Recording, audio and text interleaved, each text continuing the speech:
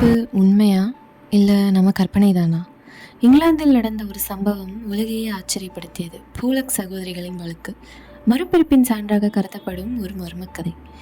இன்னைக்கு நம்ம அந்த கதையை தான் பார்க்க போகிறோம். Welcome back to voice of Sierra. 1957ஆம் ஆண்டு எக்ஸலம் என்னும் ஊரில் பூலக் குடும்பம் வாழ்ந்து வந்துட்டு இருந்தாங்க. அந்த குடும்பத்தில் 2 மகள்கள் இருந்தவங்க. ஜியோனா 11 வயசு பொண்ணு, ஜாக்லின் 6 வயது மகள். ஒரு நாள் பள்ளிக்கு செல்லும் வழியில் ஒரு பேரதிர்ச்சி. ஒரு கார் ஆக்சிடென்ட்னால அந்த 2 சிறுமிகளும் அந்த இடத்திலேயே உயிரிழந்தாங்க. அந்த சம்பவம் அந்த குழந்தைகளின் பெற்றோரை மனதை முற்றிலுமாக சிதைத்து விட்டது.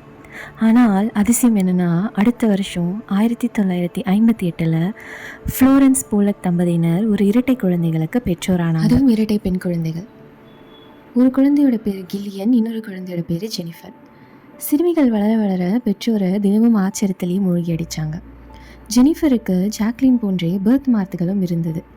மேலும் அந்த இரட்டை பெண் குழந்தைகள் ஒருபோதும் பார்க்காத இடத்த இன்னமும் பல நாள் விளையாடி கொண்டிருந்த மாதிரி அவங்க பெற்றோர்கிட்ட, இங்கே தான் நாங்கள் விளையாடணும், இந்த வீட்டில் தான் பாட்டிக்கிட்ட இருந்தோம் அப்படின்னு பல கதைகளை கூறிட்டு இருந்தாங்க.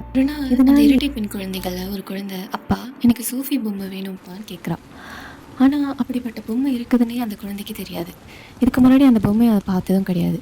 இது அவர் முன்னாடி இறந்து போன 2 பெண் குழந்தைகளுக்கு மட்டுமே தெரியும். வழக்கு பிரபல ஆராய்ச்சியாளர் டாக்டர் ஐவன் ஸ்டீஃபன்சன் ஆய்வு செய்தார்.